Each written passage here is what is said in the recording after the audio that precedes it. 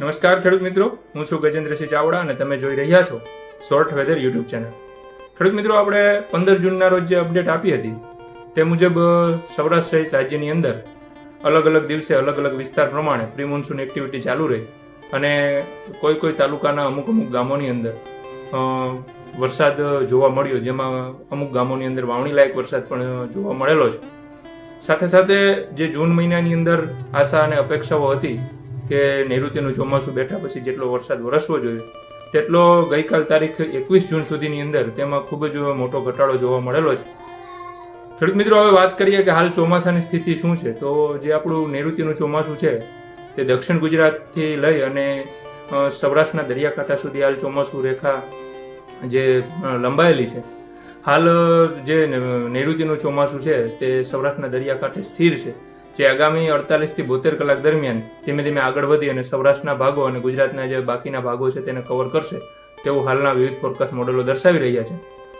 ખેડૂત મિત્રો, વાત કરીએ કે અગાઉના સમયની અંદર જે આપણે વાત કરી હતી કે જૂનની અંદર જે છેલ્લું અઠવાડિયું છે અથવા તો જૂન મહિનાનો જે અંત ભાગ છે તેની અંદર એક સારો વાવણી લાયક વરસાદ વરસવાની શક્યતાઓ રહે છે.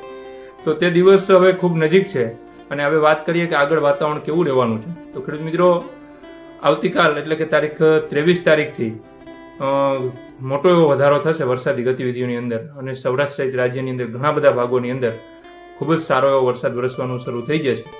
તો હવે દિવસ વાઇઝ અને વિસ્તાર વાઇઝ વાત કરીએ તો આજરોજ તારીખ 22 જૂન આજથી વરસાદના વિસ્તારમાં થોડો ઘણો વધારો જોવા મળશે.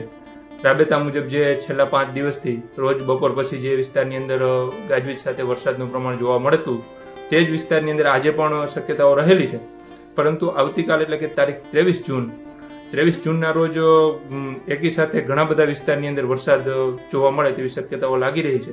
જેમાં ખાસ કરીને કાલ બપોર પહેલા દક્ષિણ ગુજરાતની અંદર સુરત, નવસારી, વલસાડ, ડાંગ, આહવા, સાથે સાથે બપોર બાદના સમયની અંદર મધ્ય ગુજરાતનો જે ભાગ છે પંચમહાલ, આણંદ, સાથે સાથે અમદાવાદ, ગાંધીનગર, મહેસાણા આ જિલ્લાઓની અંદર પણ આવતીકાલે સારા એવા વરસાદની શક્યતાઓ રહેલી છે. તેમજ સાંજ સુધીની અંદર બપોર પછીથી જે આવતીકાલ 23 જૂનના સૌરાષ્ટ્રના જે જિલ્લાઓ છે જેની અંદર ભાવનગર, અમરેલી, જુનાગઢ, ગીર સોમનાથ, રાજકોટ જિલ્લાનો જે ભાગ છે, સુરેન્દ્રનગર, બોટાદ આ જિલ્લાઓની અંદર પણ આવતીકાલથી વરસાદી એક્ટિવિટીમાં ખૂબ મોટો વધારો થવાની શક્યતાઓ લાગી રહી છે. આવતીકાલના દિવસે પણ ઘણા બધા વિસ્તારની અંદર વાવણી લાયક વરસાદ પણ જોવા મળી શકે. એવી જ રીતે 23 તારીખની રાત્રિ દરમિયાન પણ વરસાદ ચાલુ રહે તેવું હાલના ફોરકાસ્ટ મોડેલ દર્શાવી રહ્યા છે. સાથે સાથે તારીખ 24 જૂનની વહેલી સવારથી પણ સૌરાષ્ટ્ર અને દક્ષિણ ગુજરાતના મોટાભાગના ભાગોની અંદર વરસાદી એક્ટિવિટી અને વરસાદી માહોલ છવાયેલો જોવા મળે અને 24 તારીખના રોજ પણ ઘણા બધા વિસ્તારની અંદર તીવ્ર ગાજવીજ સાથે વરસાદની શક્યતાઓ રહેલી છે. તો ખેડૂત મિત્રો, તારીખ 25 જૂન છે, 25 જૂનના પણ સૌરાષ્ટ્ર અને દક્ષિણ ગુજરાતના ભાગોની અંદર વરસાદી એક્ટિવિટી ચાલુ રહેશે. સાથે સાથે 26 તારીખના રોજ પણ જે સૌરાષ્ટ્રનો જે ભાગ છે તેની અંદર સારા એવા વરસાદની શક્યતાઓ રહેલી છે. ખેડૂત મિત્રો, ટૂંકમાં કહેવાનો મતલબ એ છે કે છેલ્લા ઘણા સમયથી સખત ગરમીથી આપણે ત્રાહિમામ થઈ ગયા છે, ત્યારે એક ખૂબ સારા સમાચાર છે કે જે તારીખ 23થી લઈ અને 26 સુધીનો જે રાઉન્ડ છે તેની અંદર સૌરાષ્ટ્ર અને દક્ષિણ ગુજરાત સાથે સાથે રાજ્યના ઘણા બધા ભાગોની અંદર સારો વાવણી લાયક વરસાદ થઈ જાય તેવી શક્યતાઓ હાલના ઘણા બધા ફોરકાસ્ટ મોડેલો દર્શાવી રહ્યા છે. તેમજ 26થી લઈ અને 30 જૂન સુધી પણ ખૂબ સારા વરસાદની શક્યતાઓ રહેલી છે કે જે જૂન મહિનાની અંદર જે અત્યાર સુધી જે વરસાદની ખાધ હતી તે આ છેલ્લા 8-10 દિવસની અંદર પૂરાઈ જાય તેવું હાલ લાગી રહ્યું છે. સાથે સાથે જુલાઈ મહિનાનો જે શરૂઆતનો પીરિયડ છે તેની અંદર પણ સારા વરસાદી રાઉન્ડ આવે તેવું હાલના ફોરકાસ્ટ મોડેલ દર્શાવી રહ્યા છે. ખેડૂત મિત્રો, આપણે જે વાવણીની ખૂબ આતુરતાથી રાહ જોઈ રહ્યા હતા તે દિવસો પણ હવે ખૂબ નજીક છે, એટલે તેની તૈયારીઓ કરી લેવી.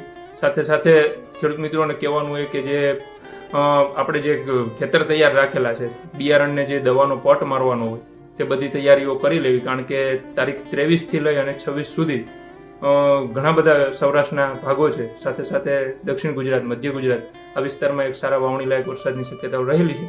પરંતુ આ રાઉન્ડની અંદર પણ અમુક ભાગોની અંદર વરસાદનું પ્રમાણ કોઈ જગ્યાએ ઓછું જોવા મળે ને વાવણી ન થાય તો મૂંઝાવાની જરૂર નથી, કારણ કે આના પછી પણ બેક ટુ બેક રાઉન્ડ આવવાનું ચાલુ છે. 29-30 તારીખમાં પણ એક સારો એવો વરસાદી રાઉન્ડ આવશે. આ રાઉન્ડની અંદર લગભગ સૌરાષ્ટ્ર અને રાજ્યના મોટાભાગના વિસ્તારની અંદર સાર્વત્રિક વરસાદ જોવા મળી શકે, પરંતુ હજુ ઘણા બધા દિવસોની વાર છે. તે પહેલાં જે આ 23થી લઈને 26નો રાઉન્ડ છે તે ખૂબ સારો રાઉન્ડ છે. આશા રાખીએ કે મોટાભાગના વિસ્તારની અંદર સારી એવી વાવણી થઈ જાય. ખેડૂત મિત્રો, આ વરસાદી રાઉન્ડની અંદર ગાજવીજનું પ્રમાણ પણ જોવા મળશે. તો આ વરસાદની રાઉન્ડની અંદર હવે વરસાદની માત્રાની વાત કરીએ તો 25 mm એટલે કે 1 ઇંચથી લઈ અને 100 mm 4 ઇંચ સુધીનો વરસાદ જોવા મળશે. તો અતિ ભારે વરસાદવાળા વિસ્તારો છે તે સીમિત હશે. જે જગ્યાએ વધારે થંડરસ્ટોર્મ થાય તો તેની અંદર 4 ઇંચથી વધારે પણ વરસાદ નોંધાય. તો ઘણી જગ્યાએ નદીઓમાં નવા નીર પણ જોવા મળશે. અને જૂન મહિનાનો અંત અને જુલાઈ મહિનાના પહેલા અઠવાડિયાની અંદર સૌરાષ્ટ્રના મોટાભાગની નદીઓની અંદર નવા નીરની આવક થાય તેવું હાલના ફોરકાસ્ટ મોડેલો પરથી લાગી રહ્યું છે. ખેડૂત મિત્રો, જેમ જેમ આગળ જશે સ્થિતિ સ્પષ્ટ થતી જશે તેમ તેમ અલગથી અપડેટ આપવામાં આવશે. હવામાન અને ખેતીને લગતી માહિતી માટે મારી આ ચેનલને સબસ્ક્રાઇબ કરજો અને વધુમાં વધુ ખેડૂતના ગ્રુપમાં શેર કરજો. અસ્તુ. જય હિન્દ, જય ભારત.